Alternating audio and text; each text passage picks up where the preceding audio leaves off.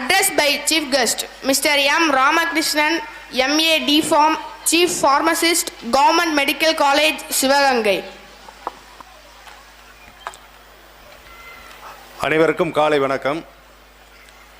இந்த 24வது ஆண்டு விழாவிற்கு எங்களை விருந்தாளராக அழைத்த கிறிஸ்துராஜா மெட்ரிக் பள்ளி முதல்வரும் எங்களுடைய ஆசானமாகிய சார் அவர்களுக்கு இந்த நன்றியை தெரிவித்துக் கொண்டு இங்கே எங்களை ஏன் கூப்பிட்டுருக்காங்கிறதுக்கு ஒரு சில விளக்கங்கள் நான் சொல்லிடுறேன். ஏன்னா நான் 85 இந்த ஸ்கூலில் சார்கிட்டே படித்தேன். நானும் மேடத்துக்கிட்ட வந்து மேக்ஸ் படித்தான், அது மாதிரி இங்கிலீஷும் படித்தான். எப்படின்னா நான் திருக்கோஷூரில் இருந்துவேன். அதனால் வந்து அப்போதைக்கு +2 படிக்கிறதுக்கு இங்கே அப்சா ஸ்கூலுக்கு தான் வரணும். அப்போ வந்து சார் தான் எனக்கு டியூஷன் மாஸ்டர். இப்போ 24வது ஆண்டு விழான்னு சொல்கிறாங்க. ஆனால் அதுக்கு முன்னாடியே நாங்கள் 15 வருஷத்துக்கு முன்னாடி நான் சார்கிட்ட படிச்சுட்டேன். சார்கிட்ட படித்து சாருடைய முயற்சினால தான் நான் வந்து இந்த அளவுக்கு பெரிய ஒரு போஸ்ட்டுக்கு போயிருக்கேன். நான் இப்போ வந்து சிவகங்கை மருத்துவக் கல்லூரியில் வந்து தலைமை மருந்தாளனாக இருந்து மருந்து கிடங்கு அலுவலர் பொறுப்பில் இருக்கேன். இதுக்குன்னா சார் வந்து எனக்கு இம்ப்ரெஷன் எப்படின்னா வந்து வரவரை சொல்லுவாங்க, நல்லா படிப்பா, அடுத்து இது மாதிரி பண்ணணும் அப்படின்னு சொல்லி முதல்ல வந்து வளர்த்து விட்டவங்களே அவங்க தான். அதுக்கு அடுத்ததாக என்னன்னா வந்து ஃபஸ்ட்டு எடுத்த உடனே இந்த ஒழுக்கத்தை சொல்லி கொடுத்தது சார் தான் எங்களுக்கு. என்னுடைய செட்டில் வந்து 85 செட்டில் வந்து நாங்கள் படித்த ஸ்டூடெண்ட்ஸில் வந்து மறைந்த முன்னாள் எம்எல்ஏ இவர் சிவராமண்ணன் படித்தார். மற்ற நிறைய ஸ்டூடெண்ட்ஸ் நாங்கள் படித்தோம், எங்களோட இருந்து படித்தவங்க. ஆனால் அவங்கள பூராமே எங்கள் செட்டில் படித்தவங்க பூராமே கிறிஸ்துராஜா சார்கிட்ட தான் படிச்சிருக்கோம். அவங்கெல்லாம் வந்து அவங்களாம் மறக்க முடியாது. அந்த அளவுக்கு எங்களை வந்து திறம்பட செயல்பட வச்சவங்க. அதனால் வந்து இந்த பள்ளியை வந்து எங்களால் எப்பயும் மறக்க முடியாது. அதுக்கு அடுத்ததாக வந்து என்னுடைய பையன் பொண்ணு அவங்கன்னா வந்து இங்கே வந்து படித்தாங்க. 10வது அறிவு படிச்சுட்டு 10வதுக்கு மேலே இங்கே வந்து +2 இல்லாத காரணத்தினால அதுக்கு மேலே வந்து மேல் ஸ்கூல்களுக்கு பரிந்துரை பண்ணோம். அதனால் வந்து நல்லபடியாக இப்போ வந்து எங்கள் குழந்தைகள் பிள்ளைங்கள்லாம் நல்லா இருக்காங்க என்பதை சொல்லிக்கொண்டு, அதுக்கடுத்து என்னுடைய ஒய்ஃபும் வந்து இங்கே தான் தலைமை ஆசிரியராக இருக்காங்க சாமந்தப்பட்டியில். அவங்களும் இந்த ஸ்கூலில் தான் டீச்சர் சார்ட்டை ஒரு 15 வருஷத்துக்கு முன்னாடி டியூஷனாக வந்து சேர்ந்து அவங்க வந்து தலைமை ஆசிரியராக இருக்காங்க. இப்போ அவங்களும் சாருடைய விடாமுயற்சினால் நல்லபடியாக படித்து வேலைக்கு வந்திருக்காங்க. அதுபோக வந்து சாருக்கிட்ட இருந்து நாங்கள் கற்றுக்கிட்டது என்னென்னா, எந்த ஒரு சின்ன ஒரு விஷயமா இருந்தாலும் சரி, நீங்கள் விடாமுயற்சியில் நீங்கள் படிக்கணும், நீ இது விட்டு கொடுக்கக்கூடாது அப்படின்னு சொல்லி ஊக்குவிப்பாங்க. என்றைக்குமே என்னை டிஸ்கரேஜ் பண்ணதே இல்லை. நான் படிக்கும்போது சரி +1 +2 அப்போ பார்த்தீங்கன்னா +1 +2ங்கிறது கடினமான படிப்பு மாதிரி இருக்கும். அந்த படிப்பை வந்து நீங்கள் இருந்து படிக்கணும் அப்படிங்கிற ஊக்குவிச்சது அவங்க தான். அதனால் அவர்களுக்கு நன்றியை சொல்லி என்னை அழைத்ததுக்கு நன்றி சொல்லி விடைபெறுகிறேன். நன்றி, வணக்கம். Thank you sir. நல்லாசிரியர் S. Shanthi Ramakrishnan, MA B.Ed, headmaster of PU middle school, சாமந்திப்பட்டி.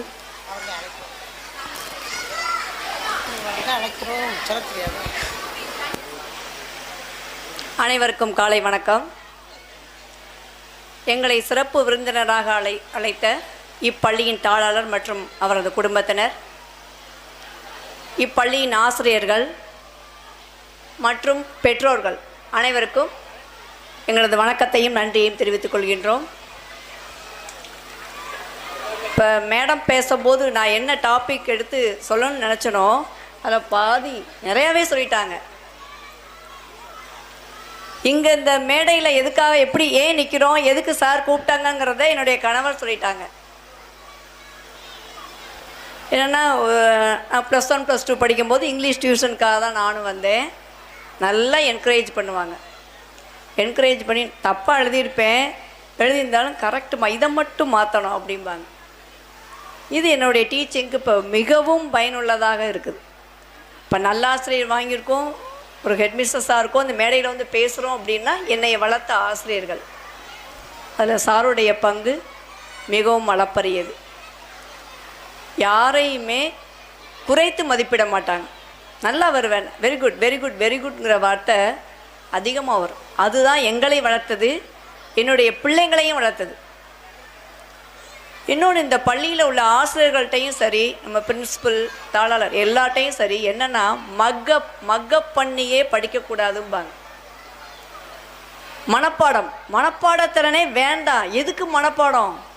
எல்லாரும் 100க்கு 100 எடுத்து 100க்கு 100 அப்படி வாழ்க்கையிலையும் ஜெயிச்சிருக்காங்களா? இல்லை. 100க்கு 100 எடுக்கணும் அப்படின்னு நினைக்காதீங்க. மனப்பாடம் பண்ணி புக்கில் இருக்கிறத அப்படியே எழுதணும் அப்படின்னு நினைக்காதீங்க. நினைவு இருக்கும்னு நினைக்கிறேன் மேடத்துக்கு.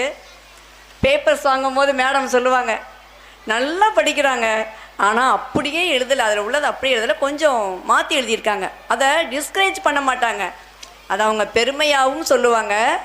எதற்காக அதை சொன்னாங்கன்னா, ஃபுல் மார்க் விழுகாது, 5 மார்க் மதிப்பெண்ணுக்கு 5 மார்க் அப்படியே எழுதணும் அப்படின்னு சொன்னால் அப்படியே எழுதணும்.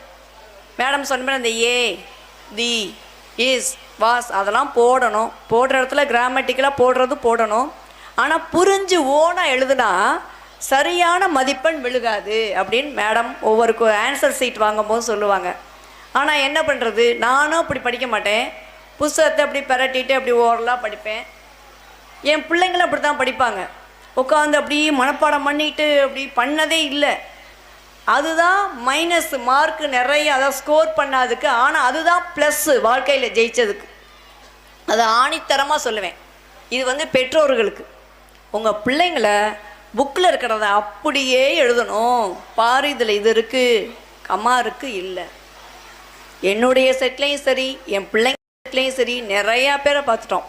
இப்போ வரப்போகிறாங்க, ஈவினிங்கும் வரப்போகிறாங்க, அலுமினிஸ்லாம் வரப்போகிறாங்க பிள்ளைங்க. சாரோட ஓல்டு ஸ்டூடெண்ட்டு, என் பையனோட என் பொண்ணோட படித்த பிள்ளைங்கள்லாம் வரப்போகிறாங்க.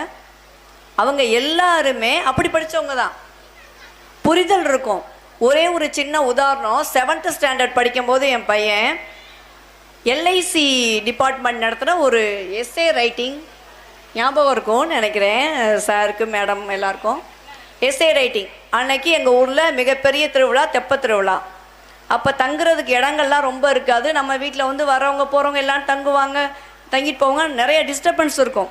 அவன் ஒரு ரூமில் உட்காந்துட்டு அவனாக ப்ரிப்பேர் பண்ணான். நான் எதுவுமே ஹெல்ப் பண்ணலை. நல்லா தெரிஞ்சுக்கோங்க, நான் ஆசிரியர், என்னுடைய குழந்தைங்களுக்கு மட்டும்தான் ஆசிரியர். எனக்கிட்ட ஒப்படைக்கப்பட்ட 100 குழந்தைகளுக்கு மட்டும்தான் நான் ஆசிரியர். வீட்டில் நான் அம்மா மட்டும்தான், பக்கத்துலேயே போனதில்லை, போகவே மாட்டேன். அவங்களே படிச்சிருவாங்க, ஏன்னா ஸ்கூலில் எல்லாமே கொடுத்துட்றாங்க. நம்ம கைட் பண்ணால் மட்டும் போதும், எல்லாமே அவங்க கற்றுக் கொடுத்துட்றோம். நான் போய் என்ன கற்றுக் கொடுக்க போகிறேன்? நீங்கள் கைடு மட்டும் பண்ணுங்க, வழிகாட்டுங்க. எப்படி படிக்கணும், சார் சொன்னதை எப்படி படிக்கணும், மேடம் சொன்னதை, டீச்சர் சொன்னதை என்ன செய்யணும், வழிகாட்டுங்க. அது பண்ணிங்கன்னாவே மிகப்பெரிய சாதனை. அப்புறம் என்ன சொன்னாங்கன்னா, வந்தவங்கள ஏப்பா அந்த பிள்ளைய ஏப்பா அப்படி போட்டு தனியாக எழுதிக்கிட்டு இருக்கு, என்னன்னு போய் அது எக்ஸே எழுத போகுது அப்படின்னு எல்லாரும் கேட்குறாங்க. இந்த வட்டார அளவில் அவன் தான் ஃபஸ்ட்டு. அது எதனாலன்னா, இங்கே உள்ள டீச்சர்ஸ் வளர்த்த விதங்கள். புரிஞ்சு உனக்கு தெரிஞ்சதை எழுதணும், இது உண்மை, இது உண்மையாக நடந்தது. அதே மாதிரி என் பொண்ணு இன்றைக்கி ஸ்கில் டெவலப்மெண்ட் ட்ரைனராக இருக்கா. அவளும் 1200க்கு 1170 எடுக்கலை, என் பையனும் எடுக்கலை. அதனால சொல்கிறேன், மார்க்கு மார்க்கு மார்க்குன்னு பேரண்ட் ஓடாதீங்க. குழந்தைங்கள்லாம் அருமையான பிள்ளைங்க, ஒவ்வொருத்தட்டையும் ஒவ்வொரு தனித்திறன், யூனிக் அப்படின்னு சொன்னாங்கல்ல, அதுக்கு அர்த்தம் என்ன, தனித்திறன் இருக்குது. அதை வளர்த்து விட நீங்கள் வழிகாட்டுங்க, சொல்லி கொடுக்க வேண்டாம், வழிகாட்டுங்க. இப்போ நிறைய ஸ்கீம்ஸ் நிறைய கொண்டு வந்திருக்காங்க. அப்போ இல்லாத காலத்தில் இந்த நிறைய ஆப் இருக்குதுன்னு சொன்னாங்க. இப்போ பேசும்போது கேட்டேன், இதெல்லாம் நாங்கள் படிக்கும்போது இருந்துச்சு, மேனுவலாக இருந்துச்சு. வாய் வழி மூலமாக சார்ட்டையும் மேடத்திட்டையும் டீச்சர்ஸ்டையும் என் பிள்ளைங்க கற்றுக்கிட்டாங்க. இப்போ உங்களுக்கு ஆப் மூலமும் இன்னும் கொஞ்சம் எளிமைப்படுத்தியிருக்காங்க. இன்றைக்கி எங்கள் 2 பேருக்கு ஈக்குவலாக என் பிள்ளையும் பொண்ணும் சேலரி வாங்குறாங்க. 1180 அடுத்தா என் பையன், 1170 அடுத்தா என் பொண்ணு. கிடையாது. பிள்ளைங்களை வழிகாட்டுங்க. மனப்பாடத்திறனே வேணாம். வாழ்க்கைக்கு தேவையானது என்ன? ஒரு நல்ல குடிமகன், ஒரு நல்ல அறிவார்ந்த குழந்தை. அறிவுக்கும் மார்க்குக்கும் சம்பந்தமே கிடையாது. மார்க்கு மட்டும் வேணும்னா உருப்போட வைங்க, மார்க் எடுக்க வைங்க. அவன் வாழ்க்கையில் ஜெயிக்க முடியுமா அப்படிங்கிறத பார்க்கணும். இன்னொன்று ஒழுக்கம். அது இங்கே 100க்கு 100% இங்கே நம்பலாம். பிள்ளைங்களோட ஆளுமை பண்பை வளர்ப்பதிலும் ஒழுக்கத்தை பேணுவதிலும் இந்த பள்ளிக்கு ஈடு இணையே ஆகாது. அதை தான் நாங்கள் ஃபாலோ பண்ணோம். நாங்கள் எங்கள்கிட்ட வர்ற குழந்தைங்களையும் அதே மாதிரி தான் வளர்க்கணும்னு நினைக்கிறோம். நாங்கள் வளர்ந்தோமோ அப்படி தான் என் குழந்தைங்களையும், என்கிட்ட வர குழந்தைங்களையும் வளர்க்கணும்னு நினைப்பேன். அப்படி தான் உருவாக்கிட்டு இருக்கோம். ஃபுல்லாக ஸ்கூலில் நம்ம பண்ணுறோம், செய்கிறோம். ஆனால் வீட்டில் வந்த உடனே நீங்கள் அதை ஃபாலோ பண்ணால் மட்டும் போதும். ஃபாலோ பண்ணால் வீட்டில் தேவையில்லாமல் டிவியை போடுறது, சார் அப்போவே சொல்லுவாங்க, என் பிள்ளைங்க படிக்கும் இடியட் பாக்ஸ் அப்படிம்பாங்க. அதனாலேயே நோத்தில் நாங்கள் யதார்த்தமாகவே வீட்டில் டிவியே போட மாட்டோம்.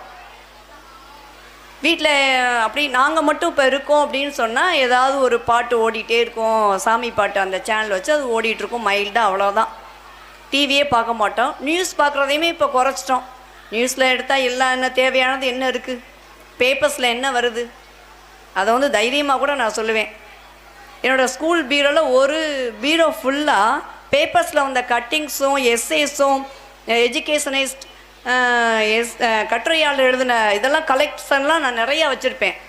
ஏதாவது ஒரு போட்டின்னா அதுலேருந்து தான் எடுத்து கொடுத்து எழுத சொல்லுவேன்.